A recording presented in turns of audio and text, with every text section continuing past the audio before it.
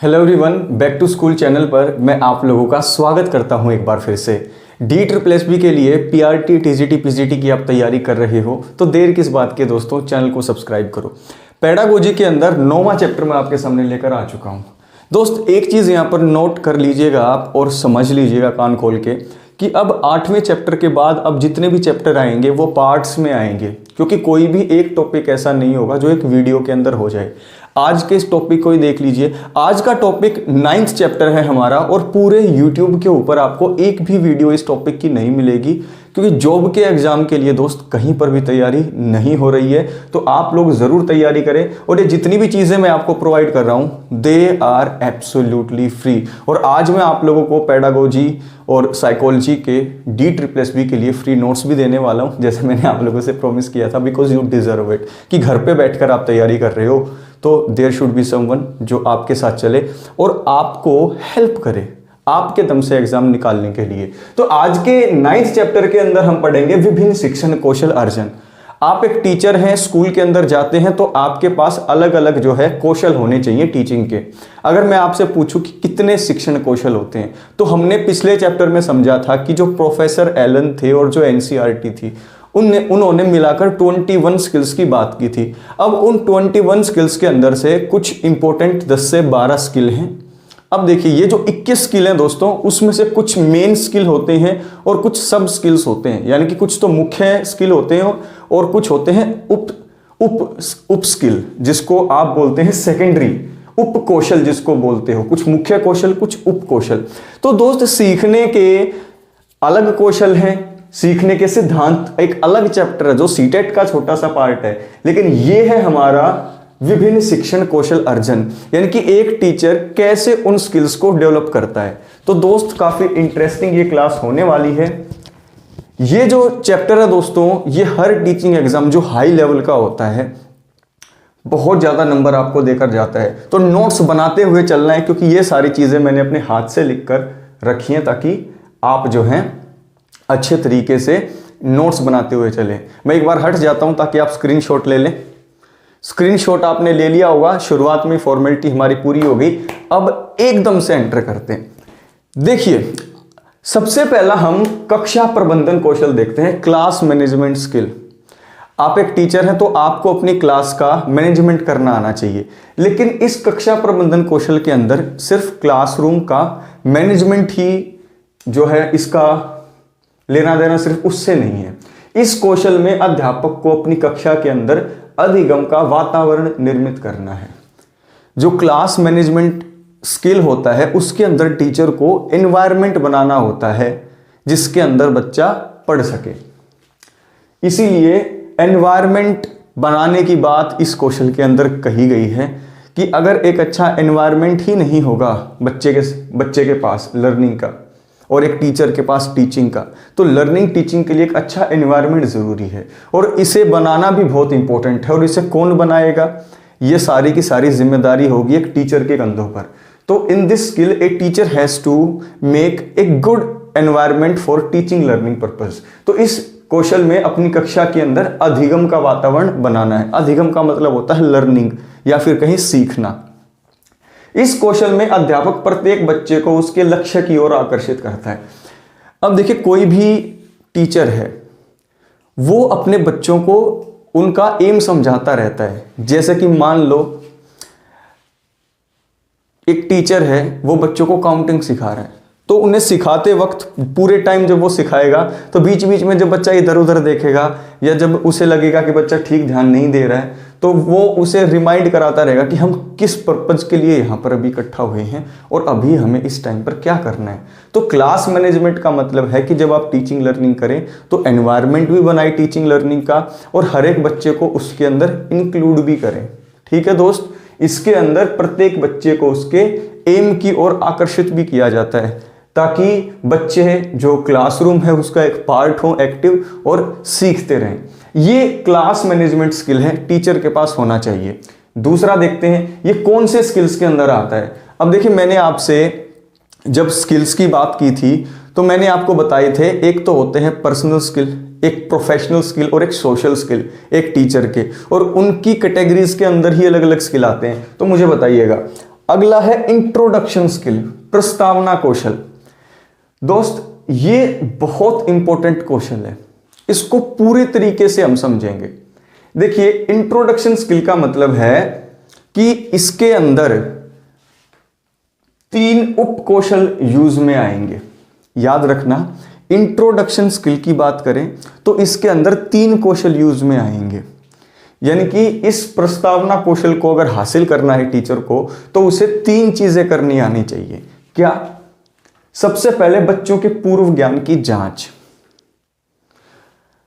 प्रस्तावना कौशल का मतलब है शुरुआत करना टीचिंग लर्निंग की, और वो कब होगी? जब 3 चीजें टीचर कर लेगा। इसीलिए ये स्किल के अंदर 3 सब स्किल की बात की गई। पहला है बच्चों के पूर्व ज्ञान की जांच। पूर्व ज्ञान का मतलब है बच्चों के पास एग्जिस्टिंग नॉलेज कितनी है। अभी प्रेजेंट टाइम पर कोई भी बच्चा जितना भी जानता है वो उसका पूर्व ज्ञान है। तो मान लो एक टीचर को भाग देना सिखाना है, तो उससे पहले एक टीचर ये जरूर जांचेगा कि बच्चे को जमा, घटा और गुना आता है या नहीं है। ये तीनों चीजें जांचने के बाद ही भाग देने को वो सिखाना शुरू करेगा। तो याद रखना, इंट्रोडक्शन स्किल के अंदर पहली चीज क्या सिखाई जाती है टीचर को कि आप बच्चों के पूर्व ज्ञान की जांच करोगे। ठीक है, पूर्व ज्ञान की जांच करोगे। जैसे कि जांच कैसे होगी, ये दूसरा कौशल, सब कौशल इसके अंदर आएगा कि प्रश्न संख्या का चयन करना। आप बच्चे को देखेंगे और उसके हिसाब से 3 या 4 प्रश्नों के अंदर ही जांच लेंगे कि बच्चे का पूर्व ज्ञान कितना है।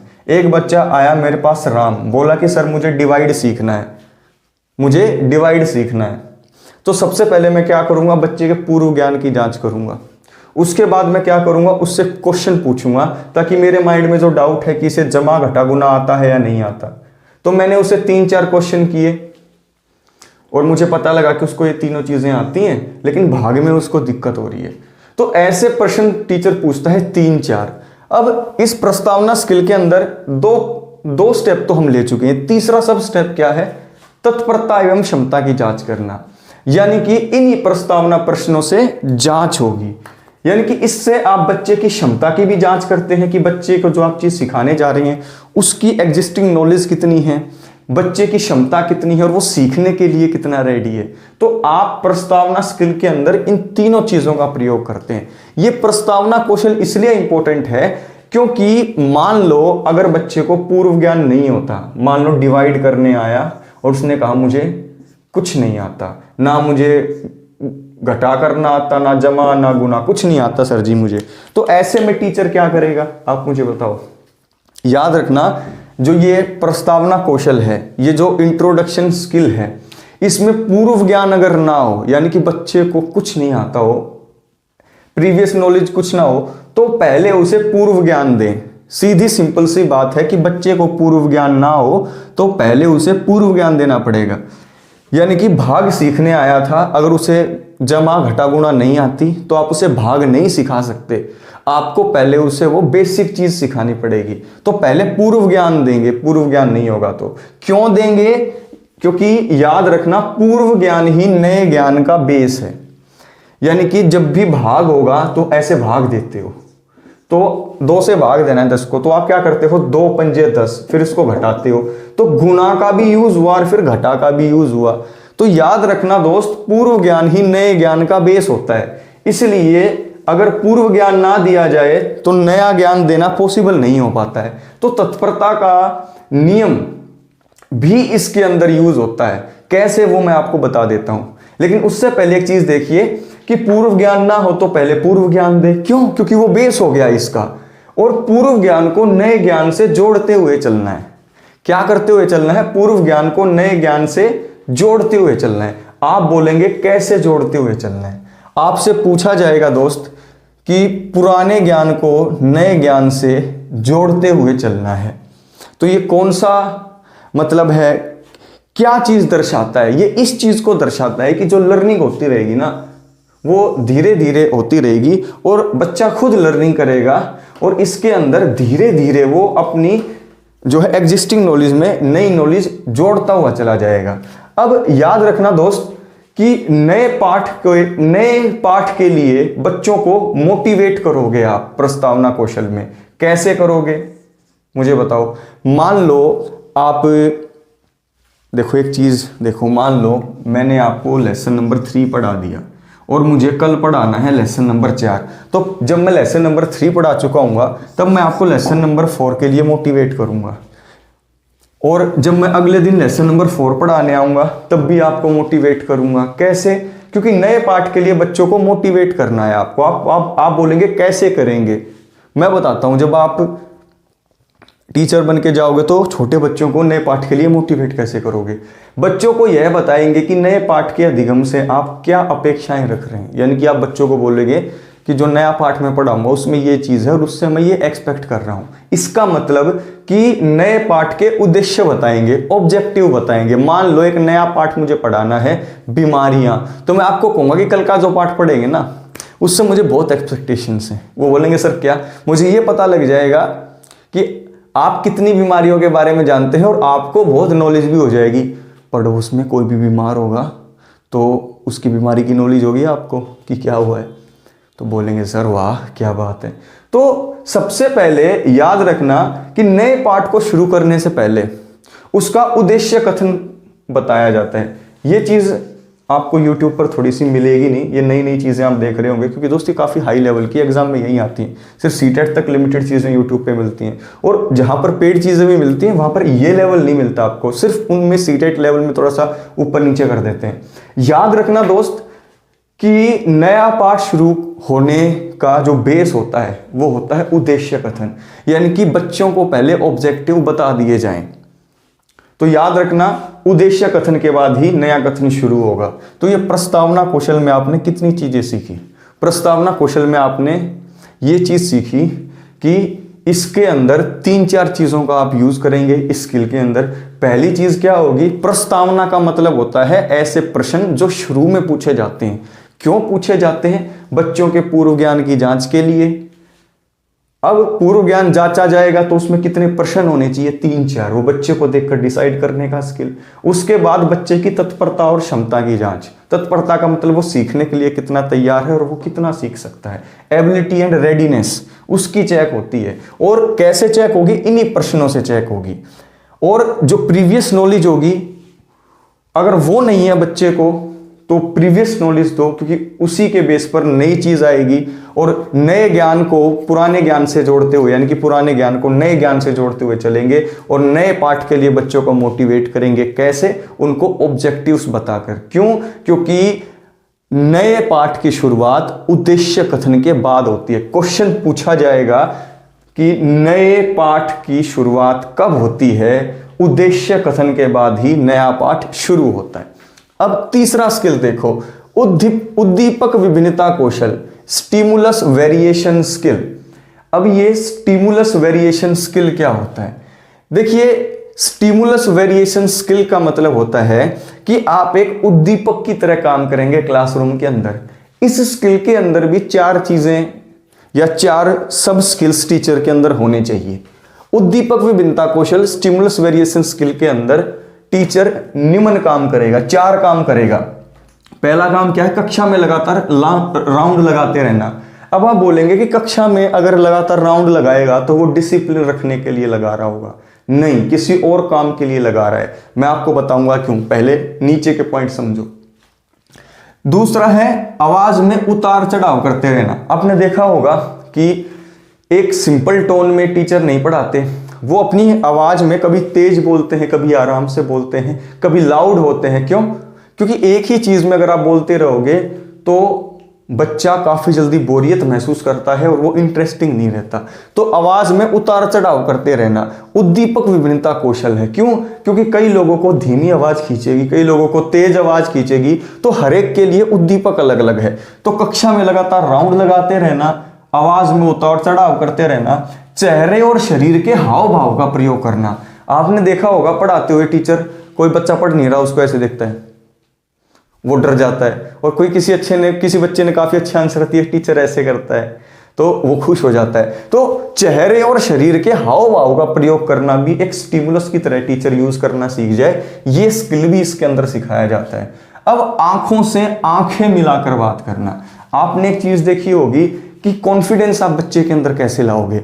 आप जब भी बच्चे से बात करोगे आंखों से आंखें मिलाकर बात करोगे। अगर बच्चा आपसे आंखों से आंखें मिलाकर बात नहीं कर रहा है तो आप उसे बोलोगे कि लुक एट मी, ऐसे बात करो आप, ताकि बच्चों को शुरुआत से ही आप जो है क्या रखें, शुरुआत से ही आप कॉन्फिडेंट रखें। तो आंखों से आंखें मिलाकर बात करना भी स्टिमुलस वेरिएशंस के लिए यानी कि उद्दीपक विभिन्नता कौशल के अंदर आता है। अब जब इसमें टीचर राउंड लगाता है तो वो जो है क्या बोलते हैं उसको, डिसिप्लिन चेक करने के लिए नहीं लगाता, वो इसलिए राउंड लगाता है कि अगर कोई बच्चा सीख रहा है तो किसी बच्चे को कोई दिक्कत तो नहीं है, किसी बच्चे को मेरी जरूरत तो नहीं है, कोई बच्चा खेल तो नहीं रहा है सीखने के अलावा, समझ रहे हो। तो ऐसे में डिसिप्लिन के लिए नहीं, चुप नहीं करवाता वहां पर। कहीं आप सोच रहे हो वहां पर ऐसे घूमता रहता है टीचर और वहां पर चुप कराता रहता है, ऐसा कुछ नहीं होता। अब देखिए उद्दीपक विभिन्नता कौशल के अंदर एक टीचर को मेक श्योर करना होता है क्या, कि इससे बच्चा लगातार सीखेगा और बच्चों से इंटरेक्शन लगातार बना रहेगा। याद रखना ये 3-4 चीजों का प्रयोग करेगा टीचर। अब देखो ये है मेन स्किल, ये है 4 सब स्किल जो इसके अंदर आते हैं। तो इन 4 सब स्किल से आप क्या समझे कि उद्दीपक विभिन्नता कौशल का मतलब है लगातार राउंड लगाते रहना, ठीक है, ये देखते रहना कि बच्चे आपस में सीख रहे हैं, इंटरेक्शन कर रहे हैं। अब इंटरेक्शन करेंगे तो आवाज आएगी। आपने क्वेश्चन देखा होगा कि एक अच्छी क्लास कौन सी है जहां से सीखने सिखाने की आवाज आती हो। साइलेंस जहां पर होगा वहां पर पढ़ाई नहीं हो सकती। तो यहां पर राउंड जब लगाएगा तो साइलेंट करने के लिए नहीं लगाएगा, ये देखने के लिए कि बच्चे लगातार सीख रहे हैं या नहीं और इंटरेक्शन बच्चों का पढ़ाई के रिगार्डिंग हो रहा है या नहीं। आवाज में उतार चढ़ाव करेगा, चेहरे के शरीर के हाव भाव बदलेगा और आंखों से आंखें मिलाकर बात करेगा। तो ये 3 स्किल मैं आपको बता चुका हूं और ये 3 स्किल है इनके अंदर के सब स्किल भी मैं आपको बता चुका हूं। ये टोटल कई स्किल हैं दोस्तों, हम लगभग 12 से 14 स्किल करेंगे। ये पार्ट 1 था चैप्टर नंबर 9 का, जिसमें हमने 3 स्किल किए। अगली वीडियो में पार्ट 2 आएगा चैप्टर नंबर 9 का, जिसमें हम और स्किल्स की बात करेंगे। आज मैं काफी जल्दी पढ़ा गया आपको, मैं थोड़ा सा और टाइम लेकर इसको पढ़ाना चाहता था, लेकिन फिर 30 मिनट 40 मिनट की वीडियो बन जाती, लेकिन अब बनी है कितने मिनट की, 20 मिनट की। तो अगर आपको काफी ज्यादा फास्ट लगा हो तो बता देना। लेकिन एक चीज मैं आपको बताना चाहता हूं दोस्तों कि ये जो चीजें हैं दोस्त, दिस इज रियली इंटरेस्टिंग। ऐसी चीजें हैं दोस्त जो चीजें YouTube पर मिलना आपको मुश्किल है। इसमें मैं खुद की पढ़ाई नहीं कर रहा हूं, आपको मोटिवेट कर रहा हूं कि आपको चीजें करते रहना है, आपको नोट्स बनाते रहना है। और दोस्त बेशक मैं आपको नोट्स दे दूं जो कि आज मैं देने वाला हूं, लेकिन जो चीजें हम यहां पर कर रहे हैं वो आपको नोट डाउन जरूर करनी है, ठीक है दोस्त। क्यों? क्योंकि मैं भी अपने हाथ से लिख कर लाता हूं तो आपको भी लिखना चाहिए, ठीक है दोस्त। तो ये 9वां चैप्टर हमने शुरू कर दिया, डेली की वीडियोस आपको मिल रही हैं। इस वीडियो को लाइक कीजिएगा, शेयर कीजिएगा और मुझे जरूर बताइएगा कुछ चीजें अलग दिख रही है ना आपको। तभी तो मैं कहता हूं यार एग्जाम में जो चीजें आती हैं, एग्जाम में जो चीजें आती हैं दोस्तों, there is whole different ball game. तो आप यहां पर हैं हमारे साथ तो आप जरूर ये महसूस करेंगे कि आप जो पढ़ रहे हैं और जो लर्निंग आप कर रहे हैं उसका लेवल ही अलग है दोस्तों। तो यू शुड बी हैप्पी कि आपने बेशक महंगे कोर्सेज नहीं ले रखे, लेकिन आपकी तैयारी उनसे वे अबव है। टेक केयर दोस्तों, लव यू ऑल। लाइक कीजिएगा, शेयर कीजिएगा, दोस्तों के मोबाइल पर पहुंचाइएगा।